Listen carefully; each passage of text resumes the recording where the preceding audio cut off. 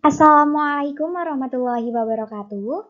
Perkenalkan, nama saya Cici Nurul Samsia dengan nomor induk mahasiswa P20630120045. Saya dari Prodi D3 Farmasi Poltekkes Kemenkes Tasikmalaya. Saya akan membahas mengenai antihipertensi. Pertama, kita harus tahu apa itu definisi dari hipertensi. Hipertensi atau tekanan darah tinggi adalah kondisi medis di mana terjadi peningkatan tekanan darah secara kronis dalam jangka waktu lama. Selanjutnya, mari kita bahas terapi non-farmakologi untuk mengatasi hipertensi. Apa saja terapi non-farmakologinya? Yang pertama, memodifikasi gaya hidup. Yang kedua, penurunan berat badan jika dirinya kelebihan berat badan. Yang ketiga, melakukan diet kaya dengan sayuran dan buah. Yang keempat, diet rendah sodium. Yang kelima, melakukan aktivitas fisik seperti aerobik atau dengan melakukan olahraga secara teratur. Selanjutnya, tidak mengkonsumsi alkohol dan yang terakhir, menghentikan kebiasaan merokok. Selanjutnya, untuk hipertensi juga memerlukan obat-obatan. Di mana obat-obatan untuk mengatasi hipertensi disebut obat antihipertensi. Obat yang pertama yaitu ARB atau angiotensin receptor blocker. Mekanisme kerja dari angiotensin receptor blocker yaitu menahan langsung reseptor angiotensin tipe 1, reseptor yang memperantai efek angiotensin 2, atau yang memediasi efek vasokonstriksi, rilis aldosteron, aktivasi simpatik, rilis ADH. Efek sampingnya yaitu hiperkalemia, gangguan ginjal, hipotensi ortostatik. Contoh obatnya yaitu losartan dengan dosisnya 50-100 mg per hari. Kemudian ada valsartan, dosisnya 8-320 mg per hari.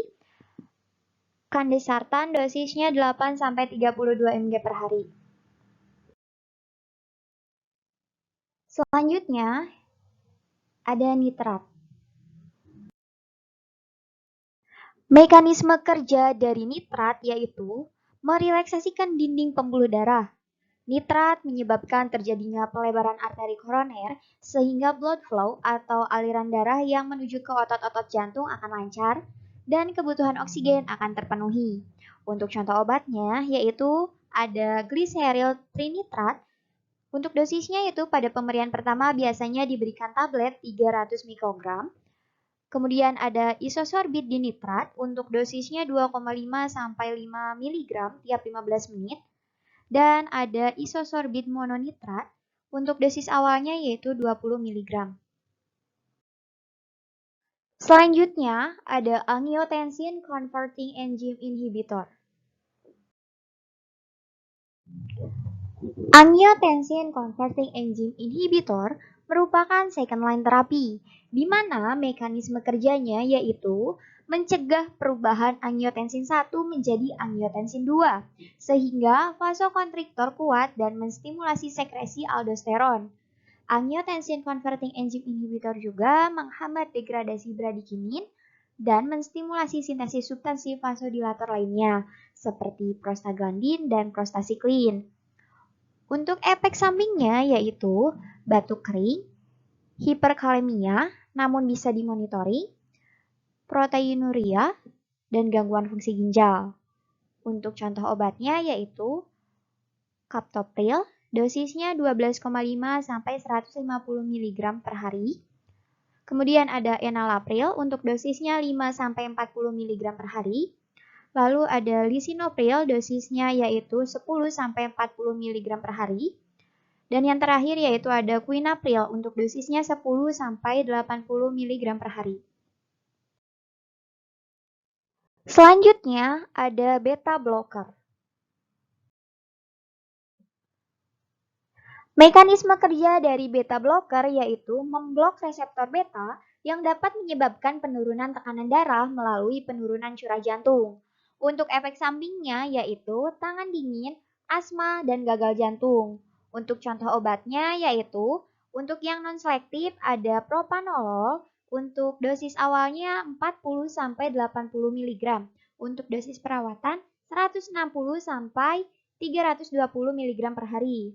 Kemudian untuk yang selektif beta 1 ada atenolol untuk dosisnya 50 sampai 100 mg dan metoprolol dosisnya 100 mg per hari. Selanjutnya ada CCB. Mekanisme kerja dari kalsium channel blocker yaitu memblok pemasukan kalsium ke otot jantung dan pembuluh darah. Kalsium dibutuhkan untuk kontraksi otot. Jika pemasukan kalsium ke otot jantung dan pembuluh dihambat, maka jantung dan pembuluh akan sedikit rileks dan tekanan darah menurun. Untuk efek sampingnya yaitu pusing, hipotensi, muka memerah, dan edema pada pergelangan kaki. Untuk contoh obatnya yaitu nifedipin, untuk dosisnya 50-100 mg, kemudian ada amlodipin, dosis awalnya 5 mg sekali sehari dan dosis maksimalnya 10 mg sekali sehari. Kemudian ada diltiazem, untuk dosis awalnya 90-120 mg, dan ada verapamil untuk dosisnya 80-120 mg. Yang terakhir yaitu ada alpha blocker. Mekanisme kerja dari alpha blocker yaitu menghambat rangsangan pada reseptor yang disebut alpha adrenergic, sehingga dikenal juga dengan obat antagonis alpha adrenergic, agen penghambat adrenergic, atau agen penghambat alpha. Untuk contoh obatnya yaitu ada yang pertama doxazosin untuk dosis awalnya 1 mg, kemudian dosis pemeliharaannya 1-4 mg, dan dosis maksimalnya 16 mg per hari. Lalu ada indoramin untuk dosis awalnya 25 mg dan dosis maksimalnya 200 mg per hari. Kemudian ada prazosin untuk dosis awalnya 0,5 mg dan dosis maksimalnya 20 mg per hari. Ini merupakan mind map secara lengkap dari apa yang telah kita bahas.